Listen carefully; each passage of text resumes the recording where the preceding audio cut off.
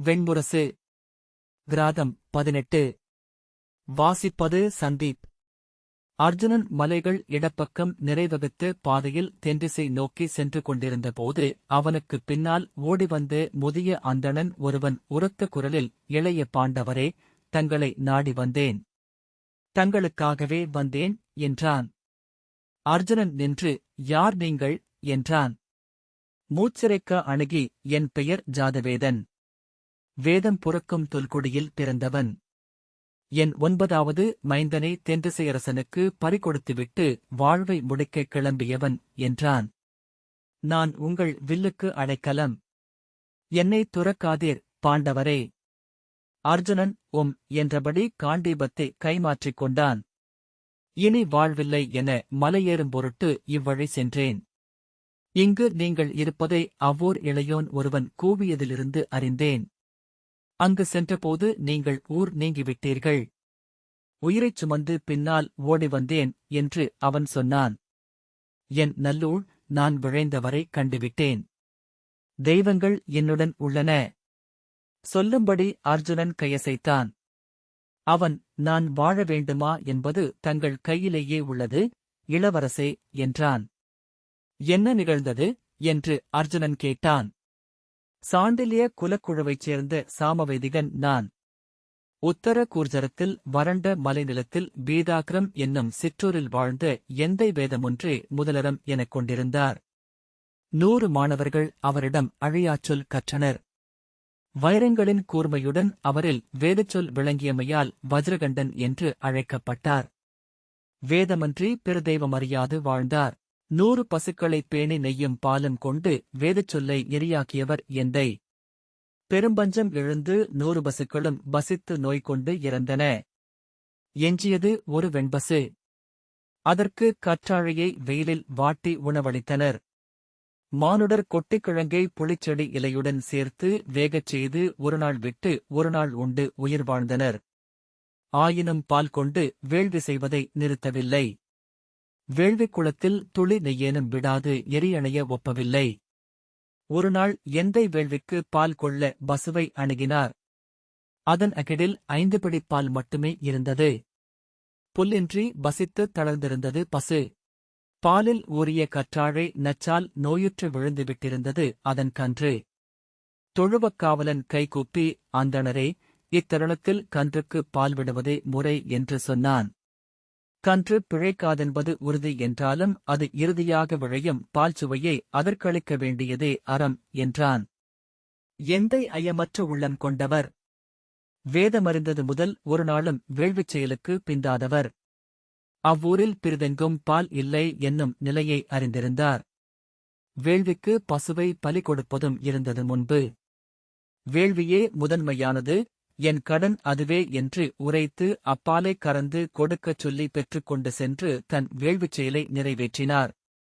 கன்று விழிகள் வழிய தலை சாய்த்துக் கிடந்து மூச்சிழுத்தது. நாக்கு நீண்டு வெளியே சரிய வால் குழைந்து புரள வயிறு விம்மி விம்மி அமைய இறுதியாக அன்னையே என்று அழைத்து உயிர்விட்டது. கன்றின் இறப்பைக் கண்டு அன்னை பெருமூச்சு விட்டபடி தலை தாழ்த்தி நின்றது. அதன் கண் பழுத்து நீர் வழிந்தது. உணவும் நீரும் மறுத்து 3 நாள் நின்று 4ஆம் நாள் விழுந்து மூச்சிழைத்து விழிவரண்டு இறந்தது. இறப்பதற்கு முந்தைய கணம் அதன் அகிடுகளிலிருந்து பால் சுரந்து வழிந்தது. அது செங்குருதித் துளியாகி சொட்டி நின்று உறைந்தது. அன்று வேள்வியில் கையில் அனல்கரண்டியுடன் இருந்த எந்தையின் முன் அழலுக்குள் இருந்து யமன் எழுந்து வந்தான். கரிய உடலும் நீலமணி விழிகளும் கொண்டிருந்த அவனை அறிந்து எந்தை கைகூப்பினார். வைதிகனே, அன்பில்லாச் சடங்கு என்பது தெய்வங்களுக்கு எதிரானது என்று நீ உணர்ந்திருக்கவில்லை. மைந்தர்துயர் என்ன என்று நீயும் உன் குடியினரும் அறிவீர்கள் என்று தீச்சொல்லிட்டு அமைந்தான். எந்தை அஞ்சி எழுந்து ஓடிவந்து தன் 7 மைந்தரை அள்ளி மார்போடணைத்தபடி கதறி அழுதார். எந்தை தன் வேத தெய்வங்களை அழைத்து கூவினார். அவர் முன் காற்றில் எழுந்த அனலோன், நீ ஆற்றியது இழிசெயலே. அச்செயலால் இறப்பிற்கிறைவனின் சொல்லுக்கு பொருள் அளித்தாய். நான் செய்வதற்கொன்றுமில்லை என்றான். நான் என் வேள்விச் செயலில் ஒரு பிழையும் ஆற்றவில்லை என்றார் எந்தை. பிழையற்றது உயிரற்றது. உயிர்கள் உகந்தபடி பிழை கொள்ளவே கொண்டு வந்துள்ளன. அழியின் பொருட்டும் அறத்தின் பொருட்டும் வளையாதவன் மானுடன் அல்ல என்றான் அனலோன். எந்தையின் 7 மைந்தரில் 6வரும் அவ்வருடமே நோய் கொண்டும் நாகம் கடித்தும் மலையிலிருந்து விழுந்தும் யானையால் முட்டப்பட்டும் உயிரிழந்தனர். நான் ஒருவனே எஞ்சினேன்.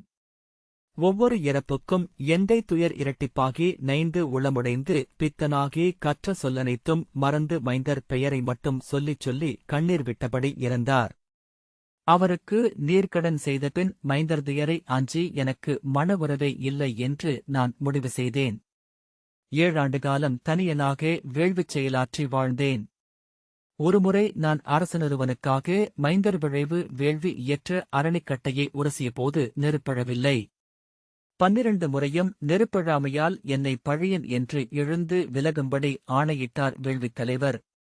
நான் பழிநிகர் செய்து மீளும்படி என் குலம் கூறியது. நிமித்திகரை அழைத்து குறிச்சொல் கேட்டேன். எந்தையர் நிறை என்மேல் முனிந்திருப்பதைச் சொன்னார்கள். அவர்களுக்கு என் வாழ்க்கைக்குப் பின் நீரும் அன்னமும் அளிக்கப்படாதென அவர்கள் அஞ்சுவதாக அறிந்தேன். மைந்தரின் முதற்கடன் நீத்தாருக்கே. அதைச் செய்யாதவன் தெய்வம் விருந்து உறவுதான் என பிற 4வருக்கும் நன்னயம் செய்ய ஒண்ணாதான் என்றனர் நிமித்திகர்.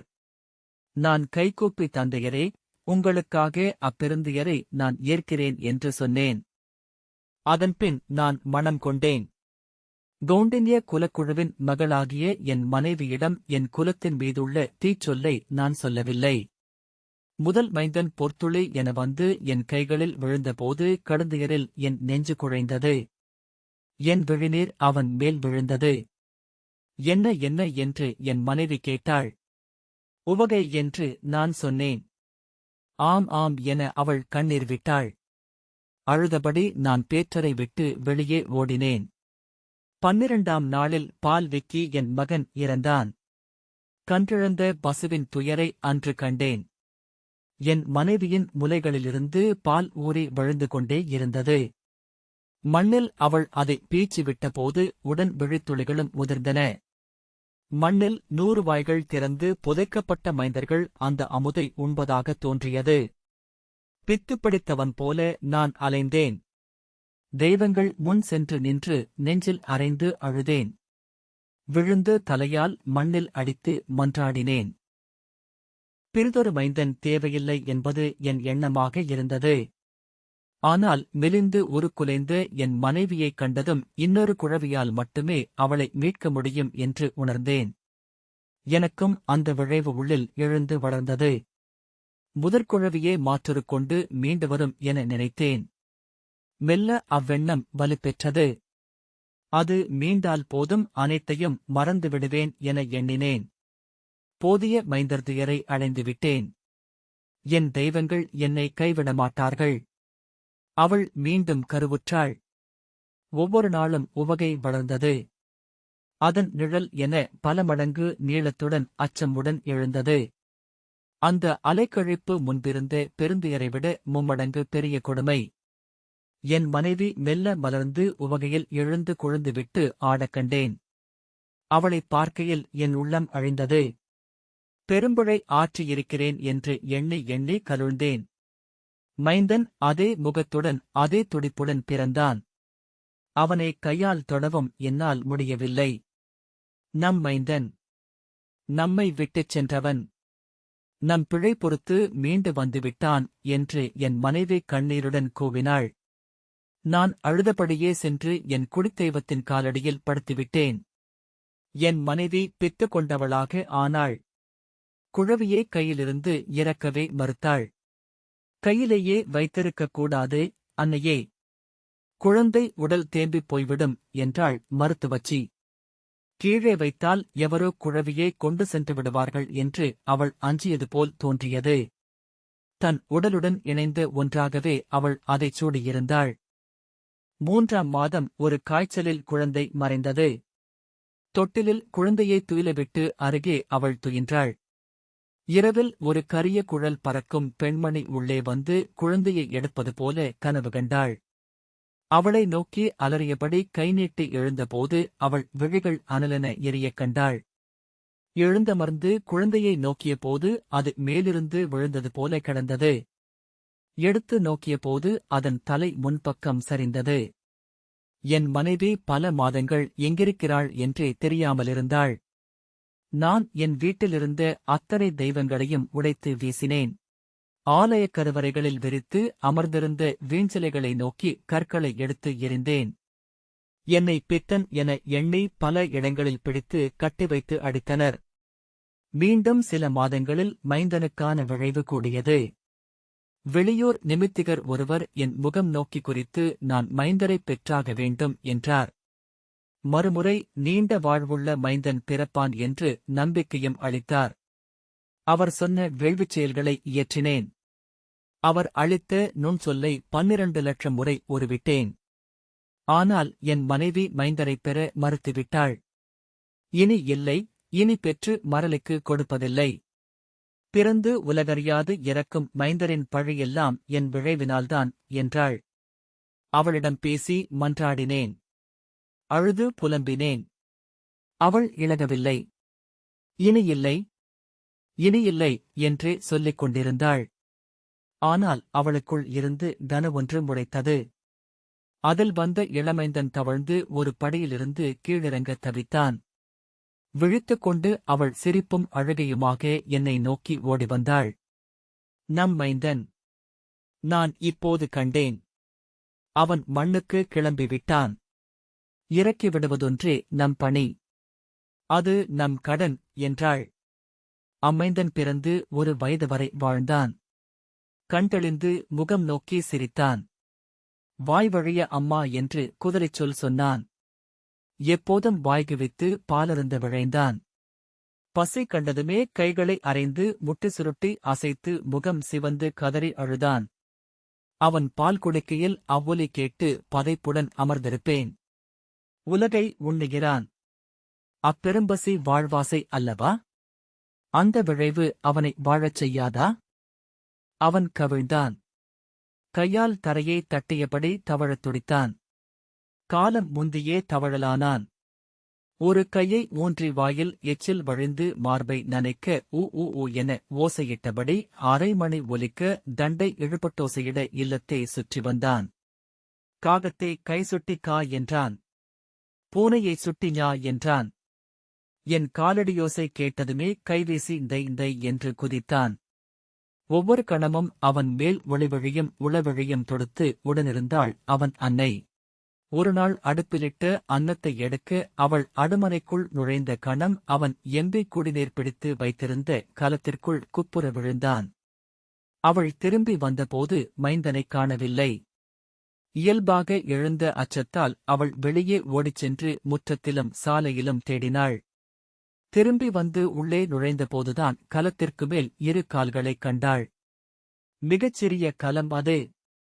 அதில் ஒரு குழந்தை விழுந்து இறந்தது என்றால் எவரும் நம்ப முடியாது. அக்கலம் சற்று சரிந்திருந்தால் அவன் கால்களை மேலும் உதைத்திருந்தால் வாழ்ந்திருப்பான்.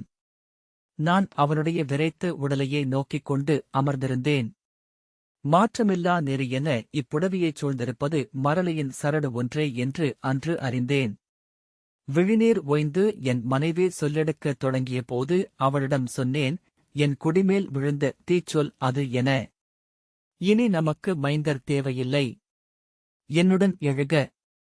காடு சேர்ந்து தவம் செய்து இப்பிறவியை நிறைவு செய்வோம் என்றேன். என் பழிக்கு உன் மடியை இழுக்கடையச் செய்தவன் நான். என்னை நீ என்ன முனிந்தாலும் தகும் என்று அழுதேன். நான் எண்ணியதற்கு மாறாக அவள் கடும் சினத்துடன் கண்களில் விழிநீர் எரிய எழுந்தாள். அன்னைமடி நோக்கி தீச்சொல்லிட்ட தெய்வம் எது? அந்த தெய்வத்தின் முகத்தில் உமிழ்கிறேன் என்று கூவினாள். தன் வயிற்றை ஓங்கி அறைந்தபடி இதோ உள்ளது என் வயிறு. இம்மண்ணில் கருவறை கொண்டு பிறந்தவள் என்பதனாலேயே பெற்றுக்குவிக்க வேண்டியவள் நான். அனைத்தையும் மரளை கொண்டு சென்றாலும் சரி, என் வயிறு ஒழியும் வரை பெற்றிடுவேன் என்றாள். என்ன சொல்கிறாய் நீ? சித்தம் கலங்கிவிட்டதா உனக்கு என்றேன். 100 மைந்தரைப் பெற்று இங்கு பரப்புகிறேன். தின்று நிறையட்டும் தென்றிசை தெய்வம். என் குருதி வற்றி சேராகட்டும். உடல் மட்கி அழியட்டும். நான் இருக்கும் வரை பெற்றுக்கொண்டுதான் இருப்பேன் என்று கூவினாள். அவளை எதிர்கொண்டு நோக்கவே என்னால் இயலவில்லை. மானுடரில் வாழும் தெய்வம் மானுடத்தை கிழித்து வெளிவந்து நின்றாடும் சில தருணங்களுண்டு என அப்போது அறிந்தேன். அதன்பின் அவள் பெற்றுக்கொண்டே இருந்தாள். ஒவ்வொரு குழந்தை பிறக்கும் போதும் நான் எண்ணி எண்ணி ஏங்கினேன். ஒவ்வொரு இறப்பின் போதும் உளமுடைந்து அழிந்தேன். மீண்டும் நம்பிக்கை முளைத்தெழ மைந்தனுக்காக காத்திருந்தேன். அந்த ஏக்கத்திலிருந்து என்னால் விடுபடவே முடியாதென்று அறிந்து அதன் பொருட்டே உளமுருகி அழுதேன். ஆனால் அவள் அவ்வுணர்ச்சிகளை கடந்துவிட்டிருந்தாள். அவள் கண்களை நோக்கும் எவரும் விழிதாழ்த்தி அஞ்சி விலகிவிடுவர். அவள் சொல்லெடுப்பதையே நிறுத்திவிட்டாள். அவள் குரலையே நான் மறந்தேன். வெறியாட்டெழுந்த தெய்வமென உடல் மீறிய ஆற்றலுடன் இல்லப் பணிகளை ஆற்றுவாள். எஞ்சிய பொழுதில் தொடுவான் நோக்கியபடி ஊன் சிலை என அமர்ந்திருப்பாள். அவள் கருவறை ஆணையிடும் நாளில் இரவில் வசித்து ஓனாய் இரை தேடி வருவதுல் என்னிடம் கைகளையும் கால்களையும் ஊன்றி புரண்டு வருவாள். என் உடலை ஆட்கொண்டு கருவை பெற்று மீள்வாள். அப்போதும் பேசுவதில்லை. ஆணையிடும் உருமல்கள். அணைந்தபின் மீண்டுமொரு உருமல். என் உயிர் உண்டு செல்லும் கொலைத் தெய்வம் போலிருந்தாள். ஒவ்வொரு முறை மைந்தன் இழகையிலும் பேராவலுடன் கண்ணீர் வார சென்று கையிலெடுப்பேன். அருகே அவள் விரித்து பேய்விழி பார்வையுடன் படுத்திருப்பாள். நம் மைந்தன். இவன் வாழ்வான். இவன் வாழ்வான். தெய்வங்கள் இம்முறை கனியும் என்பேன். சொல் அவளைச் சென்று சேர்வதே இல்லை. குழந்தையே கையிலெடுப்பதில்லை. கொஞ்சி முத்தமிடுவதுமில்லை. ஆனால் முலைப்பால் பெருகிக் கொண்டிருந்தது. குழந்தையின் வாய் நிறைத்து முகம் நனைத்து சேக்கை பரப்பில் நனைந்து பரவும் ஊற்றுப் பெருக்கு அது. குழவியர் இறக்கையிலும் அவள் அதே வெறிவழிகளுடன் அப்பால் இருந்தாள். ஊன் துண்டென குளிர்ந்து கிடக்கும் மகவை தாதியர் கொண்டு செல்கையில் விழுதிருப்பி நோக்குவதுமில்லை. ஆனால் அன்றே முலை வறண்டுவிடும். அடுத்த கருநிலவு நாளிலேயே அவள் பிறப்பறை அழைப்பு கொள்ளும். 8வது மைந்தன் இறந்தபோது நான் உடலோய்ந்திருந்தேன். நடைப்பணமென்று வேள்வித் தொழிலுக்குச் சென்று மீண்டேன். பரத்வாஜ குறுநிலையில் பெருவேள்வி ஒன்றுக்கு சென்றிருந்தேன். வேள்விக்குப் பின் அன்னம் பகிர்கையில் எனக்கும் அளித்த பரத்வாஜர் நன்மைந்தர் பெற்று நிறைவு கொள்வதற்காக என்றார். நான் கையை இழுத்துக் கொண்டேன். என்ன என்று அவர் விழிசுருக்கிக் கேட்டார். தங்கள் சொல் பொய்க்கலாகாது. ஊழின் நெறிப்படி என் மைந்தர் வாழ்வதில்லை என்றேன். மறுசொல் கேட்காமல் அவர் சொன்னார், நான் உளம் நிறைந்து சொல்லும் வாழ்த்து. வேதம் ஓதிக் கனிந்த நாவால் உரைக்கப்படுவது. வேதம் மெய்யே. உண்ணுக இந்த அவியுணவை. உன் மைந்தன் பிறந்து 100 ஆண்டு வாழ்வான். நான் அதை வாங்கி உண்டேன். அதன் பின்னரே என் கதையை சொன்னேன். ஆம், ஆவின் பழி பெரும்பழியே. ஆனால் தன்னலம் மறந்து வேதமோதிய அந்தணன் 3 தெய்வங்களுக்கும் ஆணையிட முடியும். இது என் ஆணை என்று அவர் சொன்னார். அம்முறை என் மைந்தன் வாழ்வான் என்றே எண்ணினேன். மைந்தர் பிறந்து என் கையில் நெளிந்த போதெல்லாம் அவ்வுயிர் நெளிவை என் உடல் அச்சத்துடன் ஏற்று அகவிதிர்ப்பு கொள்வதுண்டு. அம்முறை அவன் அசைவுகள் என்னில் உவகைப் பெருக்கை நிறைத்தன. எந்தையரின் உடலில் ஓடிய உயிர் என் உடலாகி நின்றிருப்பது. என்னிலிருந்து எரிந்து இதில் பற்றிக் கொண்டு விட்டிருக்கிறது. இது காலத்தைக் கடந்து செல்லும். நான் எண்ணியிருக்கவும் இயலாத எதிர்காலத்தில் என் முகம் கொண்ட மைந்தரில் எண்ணமென உணர்வென மெய்மையென நின்றிருக்கும். அன்று நான் அடைந்த உளநெகிழ்வே என் வாழ்வியல் உச்சம். கண்ணீர் வழிந்து குழவிமேல் சொட்டிக்கொண்டே இருந்தது. விம்மி விம்மி அழுதபடி குழவியின் செந்நிறக் கால்களில் முத்தமிட்டுக் கொண்டே இருந்தேன்.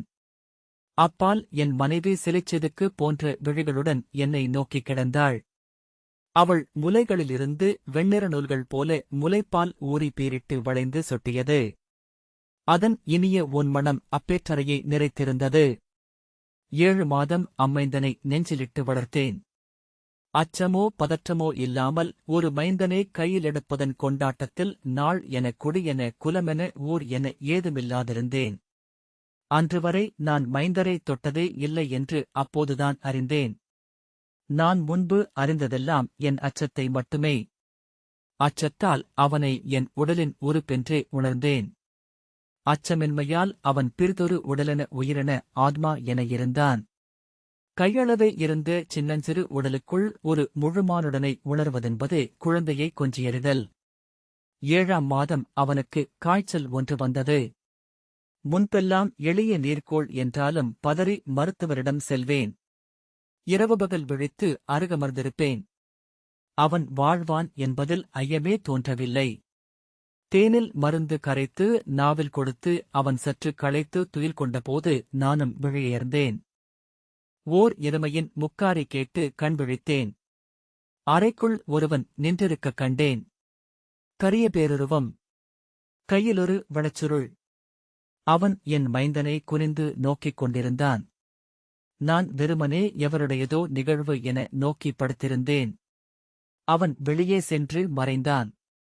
நாய் ஒன்றின் ஊளை எழுந்தது. தொடர்ந்து நாய்கள் ஊளையிட்டன. பறவைகள் கலைந்து பறந்தன. நான் எழுந்து கைகால்கள் உதறித்தவிக்க என் மைந்தனை நோக்கி ஓடினேன்.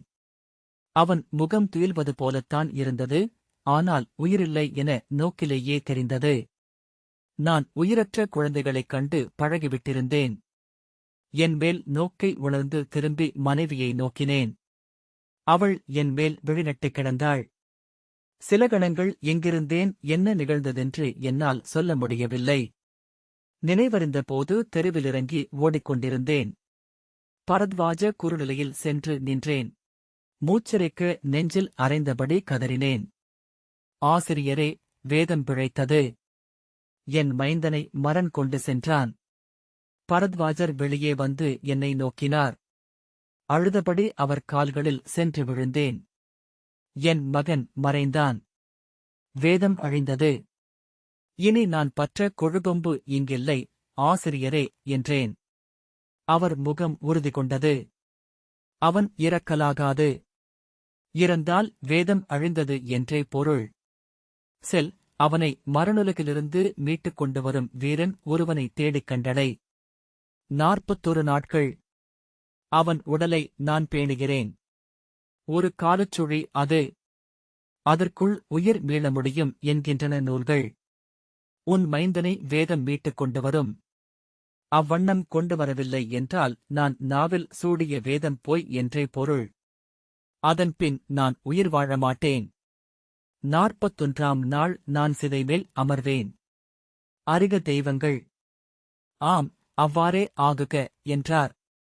நான் எழுந்து கண்ணீரைத் துடைத்தபின் அவர் முகத்தை நோக்கினேன். அதிலிருந்த உறுதி எனக்கு நம்பிக்கையளித்தது. அங்கிருந்து இறங்கி ஓடினேன். காலனை வெல்பவன் என்று நானறிந்தவர் ஒருவரே. அவரை தேடிச் சென்றேன். நல்லூழாக என் இல்லத்தருகே சப்தஃபலமென்னும் யாதவ சிற்றூரில்தான் அவர் வாழ்கிறார் என்று அறிந்தேன். அவரது அணுக்கர்கள் நான் அவரை பார்க்க ஒப்பவில்லை. அவர் கோட்டை வாயிலில் 3 நாள் நீரும் உணவுமின்றி அமர்ந்தேன். என்னை உள்ளே அழைத்துச் சென்றனர். நான் அரண்மனை கூடம் ஒன்றுக்கு அழைத்துச் செல்லப்படுவேன் என்றே எண்ணினேன். என்னை புழக்கடையில் இருந்த மரத்தடி ஒன்றுக்கு கொண்டு சென்றனர். அங்கே புழுதியும் சருகும் குவித்திட்டு அதன்மேல் அமர்ந்திருந்தவர் இளைய யாதவர் என்று முதலில் என்னால் உணரக்கூடவில்லை. உணர்ந்ததும் திகைத்து கைகூப்பி நின்றுவிட்டேன். சடைமுடியும் மண்படிந்து மேனியும் வெறுவழிகளும் கொண்டு சிவப்பித்தரெனத் தெரிந்தார். என்ன என்று பன்றி உருமும் ஒலியில் அவர் கேட்டார். நான் சொல்லத் தொடங்கும்போதே கை நீட்டி, அதற்கு நான் என்ன செய்ய வேண்டும் என்றார். என் மைந்தனை உயிர்ப்பிக்க வேண்டும். தாங்கள் தென்திசைத் தலைவன் நகருக்குச் சென்று அவனை மீட்டுக் கொண்டு வர வேண்டும் என்றேன். முகம் சுளித்து வெறுப்புடன், நீர் வேதம் கற்றவர்தானே? வீண்கதை கேட்டு மயங்கிய மூடரைப் போல் பேசுகிறீர். மாண்டவர் வீழ்வதா? எங்காவது முன்பு கேட்டிருக்கிறீரா என்று சீறினார். ஆம், அரிதே அது. ஆனால் தன்னலமற்ற மாவீரர் உழையும் மரலியையும் வெல்லலாகும் என்றே நூல்கள் சொல்கின்றன என்று